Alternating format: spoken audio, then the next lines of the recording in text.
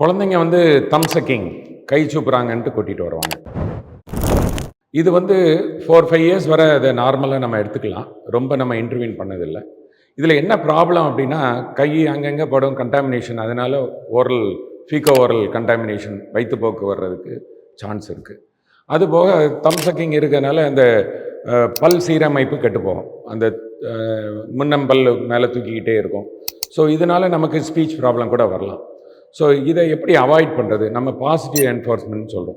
So இதை பண்ணாத அப்படின்ட்டு சொல்லி அதுக்கு பண்ணாமல் இருந்தால் ரிவார்டு கொடுக்கலாம். அதே மாதிரி போஸ்டர்ஸ் நம்ம ரெடி பண்ணி அதை போட்டு நம்மகிட்ட காட்டலாம். காம்ப்ளெக்ஸ் வரலாம், இன்ஃபீரியாரிட்டி காம்ப்ளெக்ஸ் மாதிரி. பெரிய குழந்தைங்க தம் சக்கிங் பண்ணிகிட்டு இருக்கும்போது செல்ஃப் எஸ்டீம் கம்மி ஆகிடும். ஸோ அவங்கள நம்ம என்கரேஜ் பண்ணணும். நெயில் பாலிஷ் மாதிரி இந்த கசப்புத்தன்மை உள்ள மருந்துகள்லாம் இருக்குது. ஆனால் அவங்க வில்லிங்னஸோடு நம்ம இதை பண்ணும்போது நமக்கு அவங்க தம் சக்கிங்கை விடுறதுக்கு ஈஸியாக இருக்கும். ஸோ இந்த டிப்ஸ் யூஸ்ஃபுல்லாக இருக்கும் உங்களுக்கு.